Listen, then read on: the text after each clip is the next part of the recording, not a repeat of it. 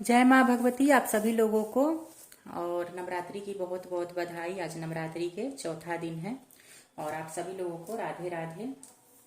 तो भगवती सभी लोगों का मंगल करे, यही कामना है भगवती से, हमारी विश्वेश्वरी देवी से।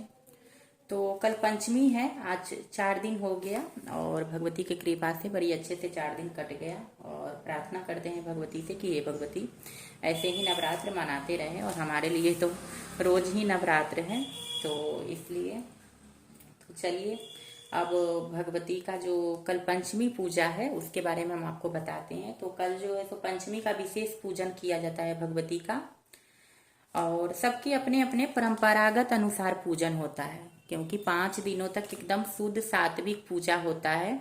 हमारी कुल की देवी है भगवती, तो इन 5 दिनों में तो ये पंचमी के जो पूजन होते हैं उसमें जो है तो विशेषकर दीपदान का महत्व है। पंचमी पूजा से दीपदान किए जाते हैं। तो ये देखिए इसमें भी 19 तारीख को पंचमी दिया हुआ है। ये देखिए 19 तारीख को पंचमी है, उसके बाद षष्ठी है और उसके बाद सप्तमी हो जाएगा, और 22 तारीख को अष्टमी हो जाएगा, 23 को हो जाएगा नवमी, और उसी दिन दसवीं लग रहा है, लेकिन दसवीं हम 23 को नहीं मना करके हम जो है सो ये 24 तारीख को मनाएंगे, क्योंकि उदया तिथि में दसवीं नहीं हो रहा है तो कोई इसका मतलब नहीं बनता है। और जब तक सूर्य उदय जिस तिथि में नहीं होता है उस तिथि का कोई मान्य नहीं रह जाता है। तो पारण भी 24 तारीख को ही होगा। अब हम आपको बता दें कि पंचमी पूजा क्या होता है। तो पंचमी पूजा जो होता है भगवती का जो भी सुबह का जो पूजा है वो सब उसी तरीके से पूजा होगा, सब पूजा संपन्न हो जाएगा। उसके बाद पंचोपचार से भगवती का पूजन किया जाएगा।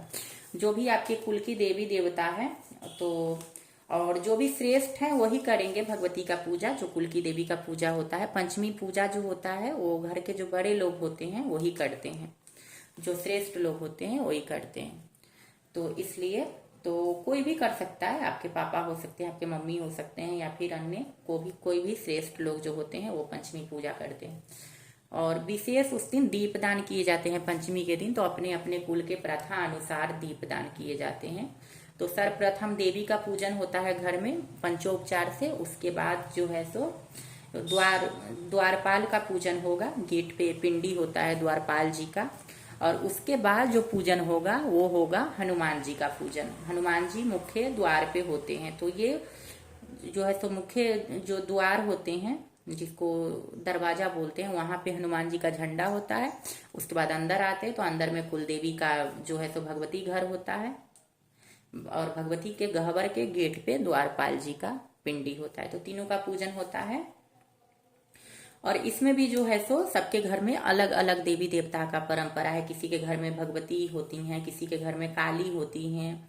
तो सब एक ही हैं, लेकिन नाम जो है सो अलग अलग होता है। किसी के घर में महामाया होती है, योग माया होती है। तो सब अपने अपने अनुसार देख ले, और जरूरी नहीं है कि सबके घर में जो है सो कुल देवी ही हो, किन्हीं किन्हीं के घर में कुल देवता होते हैं।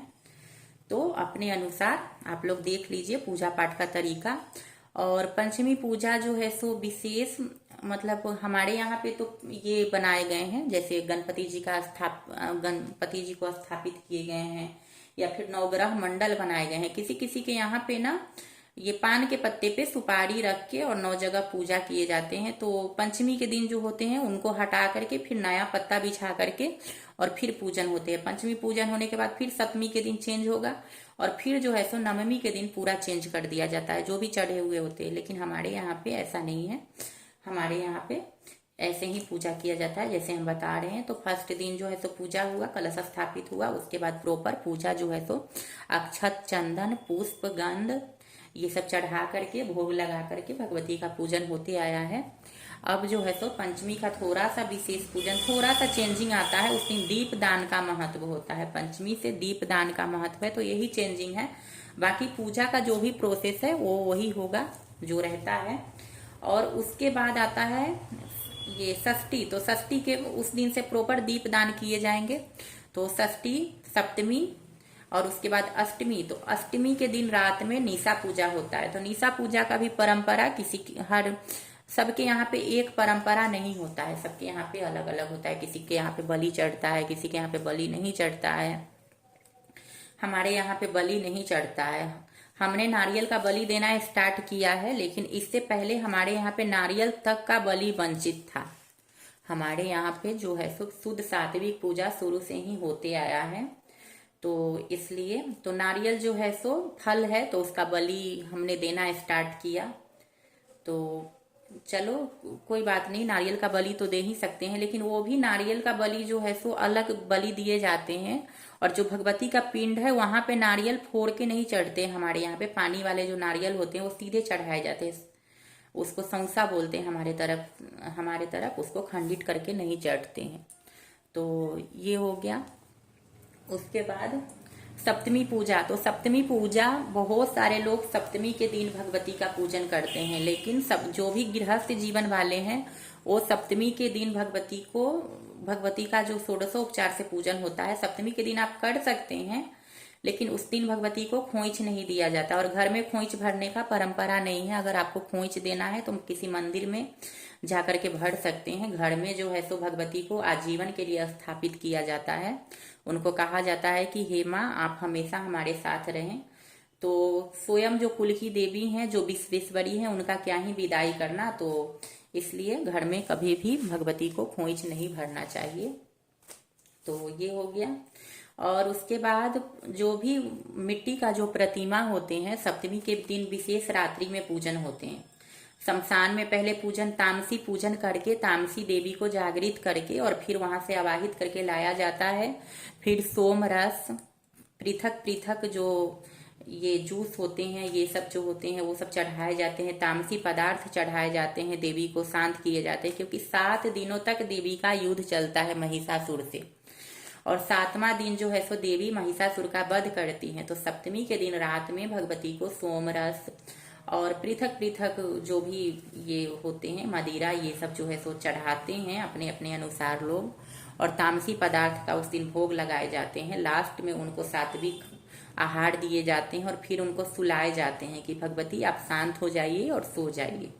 और फिर सोने के बाद भगवती महागौरी के रूप में वो अष्टमी के दिन उनको जगाया जाता है। तो इसीलिए महागौरी का पूजन का विशेष महत्व है। महागौरी का पूजन करने से पूरे नवरात्र का फल प्राप्त होता है, क्योंकि हमारी महागौरी जो हैं काफी सुंदर कांतिमय उनका मुख है। स्वर्ण से भी ज्यादा जो है सो वो सुंदर है। उनके जैसा सुंदर इस दुनिया में कोई भी नहीं है। तो उनका रूप एकदम सुंदर, शांत और गुलाबी वस्त्र पहनी हुई हमारी भगवती हैं अष्टमी के दिन महागौरी। और महागौरी का प्रिय भोजन जो है सो नारियल से बना हुआ लड्डू चढ़ा सकते हैं, या फिर नारियल चढ़ा सकते हैं, नारियल का हलवा चढ़ा सकते हैं। तो ये है, इसीलिए जो है सो अष्टमी का व्रत जो भी लोग नवरात्र नहीं करते हैं वो अष्टमी का व्रत जरूर रखते हैं एक दिन का। तो ये हो गया। उसके बाद जो है सो अष्टमी जो भी पूजा करते हैं उनको नवमी भी पूजना चाहिए, क्योंकि अष्टमी के दिन महागौरी आती हैं, सारा जो भी फल होता है वो प्रदान करती हैं। सिद्धिदात्री जो होती हैं वो सिद्ध करने की देवी है। तो नवमी के दिन जो सिद्धिदात्री हमारी भगवती है वो सब सिद्ध करती हैं। जो भी आपने या हमने 9 दिनों में जो भी पूजन पाठ किया है अपनी माता के लिए, अपनी भगवती के लिए, तो उसको सिद्ध करती हैं हमारी सिद्धिदात्री। तो नवमी के दिन हवन, कन्या पूजन और नारियल का बलि ये सब दिए जाते हैं। आपके यहाँ पे कैसे होता है बताइएगा।